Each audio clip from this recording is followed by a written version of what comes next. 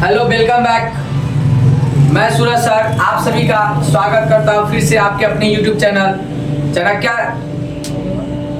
Coaching centre by Suraj sir.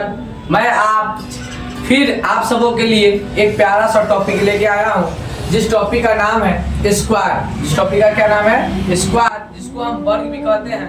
और हमारे channel पे जो भी आपको वीडियो मिलेगा वो ऐसा वीडियो यहाँ पे अपलोड होगा वो लगभग सभी बच्चों के लिए महत्वपूर्ण होगा।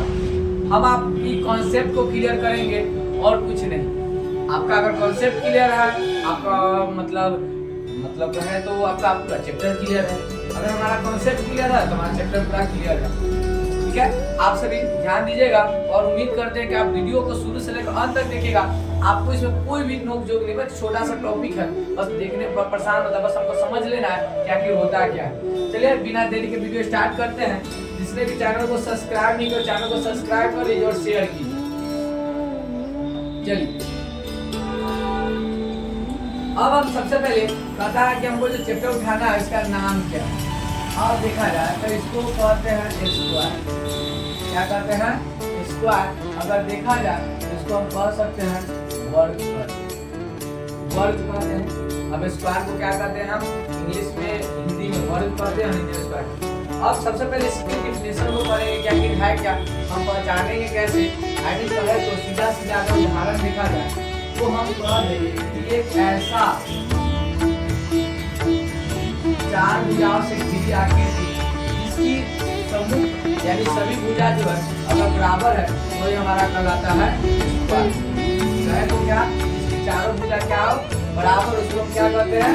स्क्वायर कहते हैं। क्या इसको परिभाषा से इसको हम सरल भाषा में लिख सकते हैं।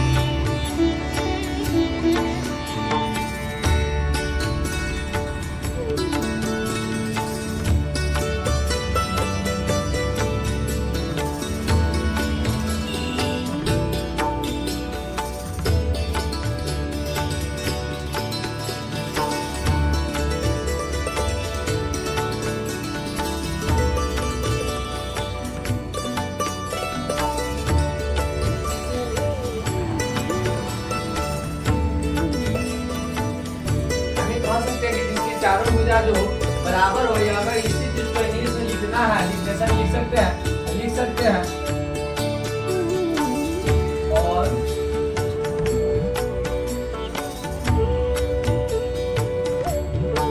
और साइड आर इक्वल। या इसका इसमें एक लाइन और हम ऐड कर सकते हैं कि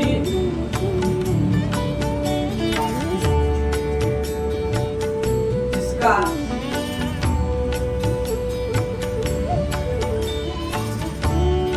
चारों कोण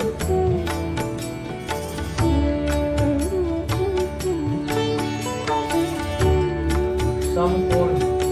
यानी समकोण का मतलब क्या हो गया कि 90 डिग्री।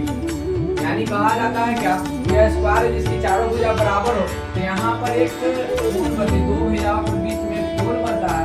यहाँ पे जो होता है हमें कहा जाता है यहाँ पे यह जो समकोण त्रिभुज यहाँ भी 90, यहाँ भी 90, यहाँ भी 90, यहाँ भी 90, यानी अगर टोटल डिग्री जोड़ा जाए स्क्वायर में तो इसका होता क्या है कि 360 डिग्री का होता है।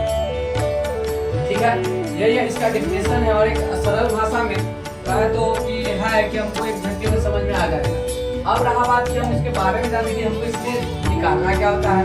तो इसमें पहला जो टॉपिक हमको पढ़ना होता है तो सबसे पहले आप इसे नोट कर लीजिए, जिनको भी नोट करना है।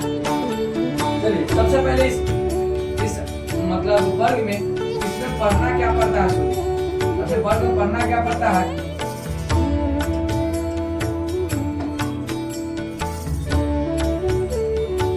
पढ़ना पड़ता है पहला वर्ग का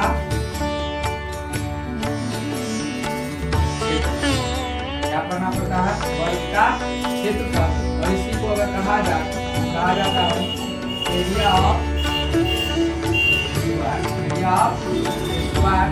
आई मीन कहा जाए वर्ग का क्षेत्रफल हम कहते हैं हिंदी में कहा जाए हम लिखेंगे भुजा के स्क्वायर कहिए तो आई मीन भुजा क्या कहेंगे आप?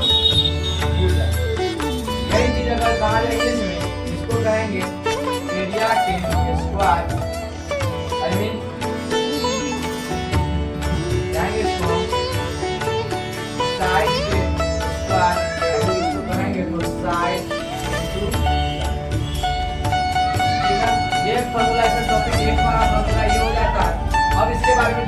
लेते हैं कि इसमें करना क्या होगा।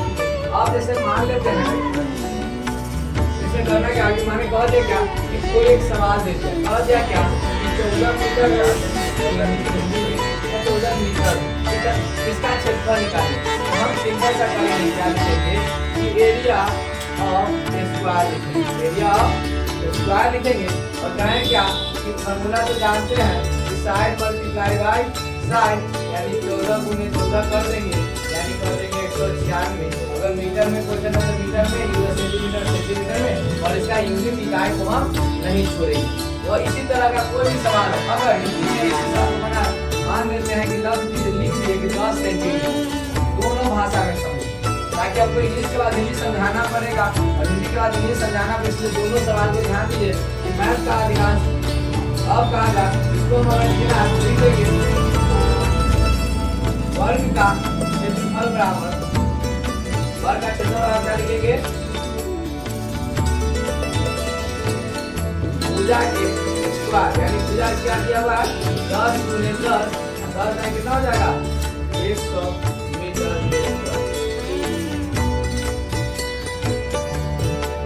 दिक्कत नहीं, आप इसे नोट कर लीजिए। यही हमारा पहला टॉपिक है इसका कि वर्ग का क्षेत्रफल। सबसे पहले आपको ये ध्यान देते हैं, इससे किसी भी तरह का सवाल अगर हो, मान लेते हैं कि सवाल हमको दे दिया 7 मीटर है तो हम क्या लिखेंगे साइड इंटू साइड, यानी 7 इंटू 7.49 मीटर के स्क्वायर। ये हमारा हो गया वर्ग का क्षेत्रफल।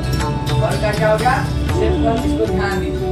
अब चलते हैं अगले टॉपिक पर, जो अगला करना है। अगला टॉपिक में क्या है कि यही चीज अब हमारा वर्ग का क्षेत्रफल हो गया। अब समझ लीजिए क्षेत्रफल होता है, यानी यह जो वर्ग होगा इसका अंदर वाला भाग, यह जो अंदर वाला भाग होता है इसी को कहते हैं क्षेत्रफल कहते हैं।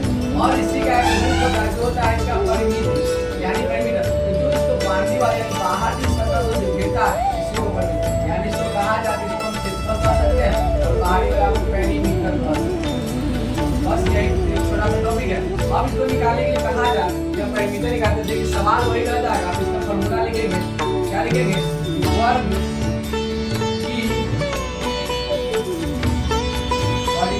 बराबर होता है 4 गुने भुजा, या इंग्लिश में इसको लिखना है, लिखेंगे पेरीमीटर,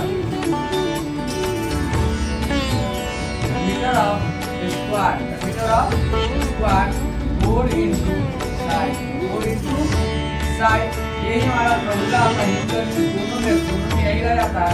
अब कहा जाए इसके लिए सवाल कैसा हो, जैसे मान लेते वही सवाल था पहला 14 मीटर का, हमको फॉर्मूला पता है क्या था 4 इंटू साइड कहिए तब, चाहे 4 गुने भुजा कहिए तब, 4 का 4 लिखेंगे, भुजा की लंबाई कितना है 14 मीटर दिया गया है, हम लिख देंगे 14 मीटर और इसको गुना कर देंगे यानी 56 मीटर हो जाएगा।